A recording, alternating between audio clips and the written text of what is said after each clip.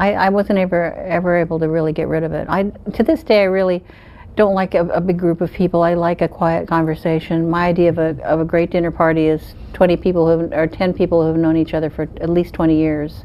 No strangers, you know. At 78, Linda Ronstadt just dropped a bombshell, and it's aimed straight at 7 musicians she says she couldn't stand. For decades, her public image was all grace, artistry, and quiet confidence. But behind the scenes, tensions were simmering. Now, in a rare moment of blunt honesty, Ronstadt pulls back the curtain on the personalities who pushed her patience to the limit. Her revelations are sharp, surprising, and brutally candid. The kind fans never expected to hear from her. Frank Zappa. In 1974, Linda Ronstadt was at a point in her career where her artistry was expanding beyond genre boundaries. Her voice, already widely admired for its clarity and emotional depth, was commanding attention in both rock and pop circles. But even as her reputation grew, she encountered moments that would test her resolve, none more dramatically than her infamous studio session with Frank Zappa, a figure equally revered and feared for his uncompromising musical genius. Zappa, known for his exacting standards and caustic wit, had invited Linda into the studio for what was supposed to be a collaborative session. But from the moment the session began, tensions were apparent. According to accounts from those present, Zappa immediately targeted her artistic style, dismissing it as sanitized and commercial. The critique was not private. It was delivered in front of a full room of musicians, amplifying the humiliation. He allegedly stopped the rehearsal mid-track, sneering with a mixture of condescension and theatrical flair, and proclaimed that, "This is what happens when you hand real music to a pop singer." The words carried a sharp sting, a public denigration that made clear Zappa viewed her talents not as complimentary, but as incompatible with his vision of musical integrity. For Linda, the experience was deeply disheartening. She had entered the session with professionalism and respect for Zappa's artistry, hoping for a productive exchange. Instead, she was met with ridicule and a complete dismissal of her abilities. The public nature of the insult, the fact that an entire room of seasoned musicians had witnessed it, made the slight even more unbearable. In that moment, Linda made a firm decision. She would not subject herself to such treatment again. She walked out of the studio and never returned, a choice that underscored both her self-respect and her unwillingness to compromise her dignity for anyone, regardless of their status in the music world. Elvis Costello. The incident began on stage. In front of a large audience, Costello publicly insulted Linda, dismissing her music as background music for brunch. The remark, delivered with casual derision, was met with shocked silence from those nearby. For Linda, who had built her career on emotional authenticity and a commitment to artistic excellence, the comment was more than a casual jab. It was a deliberate attempt to belittle her craft and reduce years of hard work to something trivial and inconsequential. The public nature of the insult compounded the humiliation, highlighting a recurring challenge for female performers in a male-dominated industry, the readiness with which some men wielded mockery as a weapon. Neil Young. By 1976, Linda Ronstadt had firmly established herself as one of the most versatile and respected voices in popular music. Her ability to move effortlessly between rock, country, and pop had earned her critical acclaim and a devoted fan base. Yet, even at the height of her early success, she encountered moments that tested her resilience, and none more painfully than her experience with Neil Young during a high-profile benefit concert that year. The event was intended to be a celebration of music for a cause, a gathering of influential artists uniting their voices to make a difference. On paper, it should have been a natural collaboration for Ronstadt and Young, both of whom were celebrated for their artistry and activism. But behind the scenes, tension quickly mounted. According to accounts from those present, Young repeatedly dismissed Linda's artistic input, undermining her professional judgment and creativity.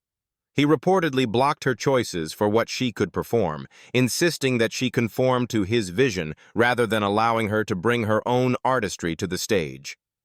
The criticisms grew sharper and more personal as the day wore on, with Young branding her approach as too commercial, a phrase that cut deeply for an artist who had always strived to balance mass appeal with authenticity. The humiliation did not end when the music stopped. After the show, Young publicly criticized Linda in interviews, claiming that she was not built for protest, a statement that dismissed both her talent and her ability to contribute meaningfully to causes larger than herself. For Linda, a performer who had consistently poured her heart into her work and her public advocacy, this public disparagement was devastating. She left the event in tears, shocked not only by the disregard for her artistry, but also by the ease with which a fellow musician could weaponize their influence to belittle another artist. David Crosby. Even the smallest creative disagreements can become defining moments in the high-pressure world of music, and for Linda Ronstadt, her fallout with David Crosby proved just how quickly collaboration can sour. The two had shared a mutual respect early on, with Crosby's reputation as a singer-songwriter and member of Crosby, Stills and Nash lending weight to any partnership. But in 1976, what began as a seemingly minor disagreement over a simple key change escalated into a confrontation that would irreparably damage their relationship. The disagreement took place during a rehearsal for a collaborative project. Linda suggested a subtle alteration to the key of a song to better suit her vocal strengths, a professional decision grounded in her experience and artistic sensibility. Crosby, however, resisted. According to accounts from those present, what should have been a constructive conversation quickly became tense. Words were exchanged, tempers flared, and the argument spiraled, exposing underlying personality clashes that had been simmering beneath the surface. A disagreement over a few musical notes became, in essence, a battle over control and artistic authority. The fallout extended far beyond the rehearsal space. Later, in an interview with Rolling Stone, Crosby publicly called Linda manufactured, a term loaded with derision and insinuation. By labeling her in this way, he implied that her artistry was superficial, lacking authenticity or the depth he believed defined real musicianship. For Linda, the statement was not only false but profoundly hurtful. It trivialized her years of hard work and the emotional honesty she poured into her performances. More than that, it made clear that Crosby had chosen to weaponize the disagreement for public consumption, turning a private dispute into a professional slight broadcast to the music world. Paul Simon Simon, already an established legend known for his meticulous songwriting and innovative compositions, seemed like an ideal partner for Ronstadt. But what was meant to be a collaboration quickly revealed itself to be an exercise in frustration and creative imbalance. According to accounts from those involved, Simon immediately began nitpicking Linda's vocal delivery, offering critiques that felt less like constructive guidance and more like personal judgment. Every nuance of phrasing, every inflection was scrutinized, leaving Ronstadt increasingly aware that her artistry was being minimized rather than celebrated. The situation worsened when Simon unilaterally rewrote portions of the lyrics without consulting her, disregarding the collaborative process entirely. What should have been a shared creative experience devolved into an unequal dynamic in which Linda felt more like a student being corrected by a strict teacher than an equal partner in artistic creation. Her suggestions were dismissed, her instincts overruled, and her voice, both literally and figuratively, was sidelined in favor of Simon's rigid control over the project. The tension reached its peak when it became clear that the duet, despite considerable time and effort, could not move forward in a way that satisfied either artist. The song was ultimately abandoned, leaving behind a trail of disappointment and a stark lesson in professional boundaries. For Ronstadt, the experience was more than just a failed collaboration. It was a clear signal about the importance of respect and mutual recognition in creative partnerships. She made a decisive choice. She would never work with Paul Simon again. Unwilling to endure condescension or to sacrifice her artistic integrity for someone who failed to recognize her as an equal. Don Henley. In the formative years of his career, Don Henley's ambition was clear.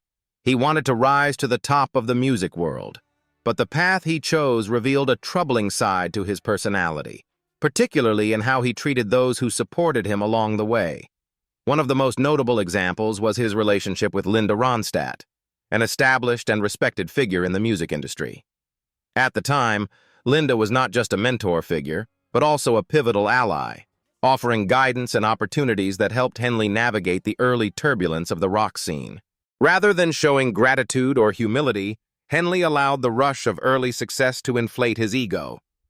According to multiple accounts from those present at the time, his behavior during the mid-1970s was marked by a growing sense of entitlement. This reached a particularly stark moment in 1975, backstage during a tour where Henley had gained enough confidence to openly criticize those around him. He targeted Linda Ronstadt herself, mocking her musical direction and belittling the artistic choices that had defined her career. The comments were reportedly scathing, dismissive of her talent and vision, and carried the unmistakable air of someone convinced of his own superiority. Linda, however, was not a woman to tolerate such disrespect. Known for her professionalism and strong sense of artistic integrity, she confronted the situation directly. Rather than letting Henley's attitude slide, she took immediate action. In a move that shocked the people present, Linda revoked his tour credentials on the spot, effectively cutting him off from the very platform he had been exploiting. This act sent a clear message. Talent and opportunity did not entitle anyone to demean the hard work and creativity of others. It also highlighted the fragility of relationships in the high-pressure world of music, where ego and ambition often collide. Jim Morrison. In 1968, the music world was in the midst of a revolution, and few figures embodied the chaotic allure of rock and roll like Jim Morrison. Charismatic, unpredictable, and intoxicatingly wild, he captivated audiences and fellow musicians alike. Yet behind the mystique of the Doors' frontman lurked behavior that was often reckless, disrespectful, and at times, outright dangerous. One of the most infamous examples involved Linda Ronstadt, an emerging star who had already begun carving out a formidable reputation for her voice and artistry. The incident occurred at a party, a gathering of musicians and industry insiders that should have been a space for camaraderie and celebration. Instead, it turned into a moment of public humiliation for Linda. Reports from those present describe Morrison, heavily intoxicated, seizing her and dragging her onto a stage in front of an audience. He attempted to kiss her without her consent, an act that was both shocking and deeply violating. The moment was emblematic of a broader recklessness that Morrison often exhibited, one that blurred the lines between charm and intimidation, playfulness and aggression. For Linda, this was more than a personal affront. It was a stark illustration of the dangers women faced in the male-dominated music scene of the 1960s. The humiliation did not end there. Later, during a radio interview, Morrison openly mocked her, dismissing her talent and referring to her as forgettable. For someone already confronting the challenges of a fiercely competitive industry, this public denigration was bitter. Morrison's behavior revealed a striking lack of empathy and respect, and it left a lasting impression on Linda. She would come to see him as dangerous, toxic, and emblematic of the worst aspects of male behavior in the music world, an archetype of the celebrity whose ego and recklessness could leave others exposed and demeaned. What do you think about the musicians that Linda Ronstadt especially hates? Leave us your comments in the section below. We hope you have found this helpful video. Don't forget to leave a like, share, and subscribe to the channel if you like it.